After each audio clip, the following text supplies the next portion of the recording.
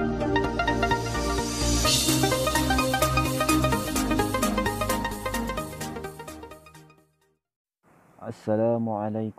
warahmatullahi wabarakatuh.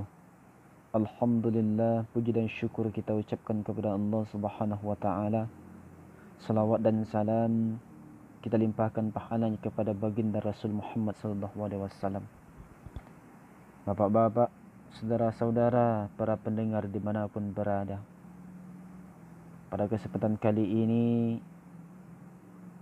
tajuk yang kita sampaikan adalah bersumber dari hadis Imam Bukhari Muslim. Nabi Muhammad SAW bersabda, Al-jannatu mushtaqatun ila arba'atin nafarin.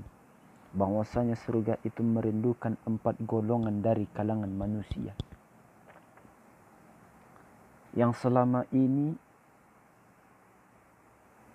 mungkin kita yang rindu kepada surga yang dijanjikan Allah kepada hamba-hambanya yang senantiasa beribadah kepada Allah Subhanahu wa taala. Rajin kita bersedekah. Senantiasa tidak pernah tinggal oleh kita melaksanakan solat 5 waktu sehari semalam. Bahkan di tengah malam ketika orang terlelap tidur, kita bangun. Kita menghadap Allah Subhanahu wa taala. Salah satunya yang kita lakukan adalah mengharap ridha Allah Subhanahu wa taala. Karena kita yakin faman ya'mal mithqala dzarratin khairan yarah wa man ya'mal mithqala dzarratin syarran yarah. Kebaikan, kejelekan, ibadah yang kita lakukan akan dibalas oleh Allah Subhanahu wa taala. Ibadah yang kita lakukan akan diridai Allah Subhanahu wa taala apabila kita lakukan dengan ikhlas dan ridho kepada Allah tanpa mengharapkan pujian dari kalangan manusia. Tetapi ini surga yang merindukan 4 golongan dari kalangan manusia. Maka untuk itu coba kita lihat apakah kita termasuk kepada 4 golongan ini yang senantiasa selalu istiqomah dalam melakukan ibadah untuk mendapatkan ridhonya Allah Subhanahu wa taala. Yang pertama kata Nabi Muhammad SAW adalah talil Quran. Mereka yang senantiasa membaca Al-Quran. Setiap bait, setiap huruf yang kita baca di dalam Al-Quran dinilai ibadah oleh Allah Subhanahu wa taala. Inna hadzal Qur'ana yahdi lillati hiya aqwam.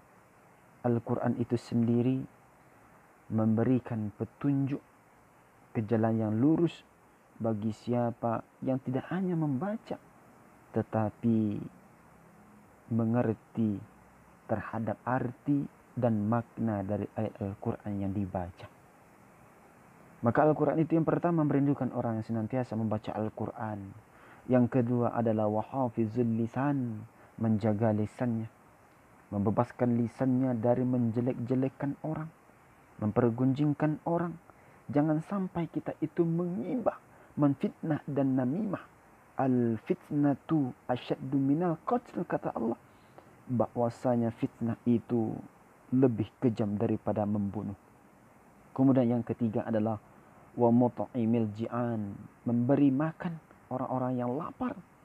Kemudian wasaimi nafi syahr Ramadan, orang yang senantiasa berpuasa di dalam bulan Ramadan.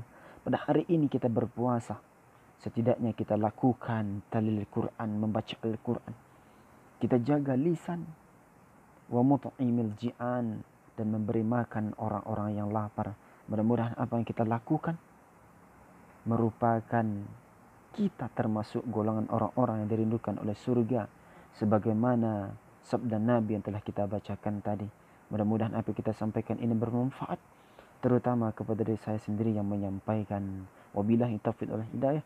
Assalamualaikum warahmatullahi wabarakatuh.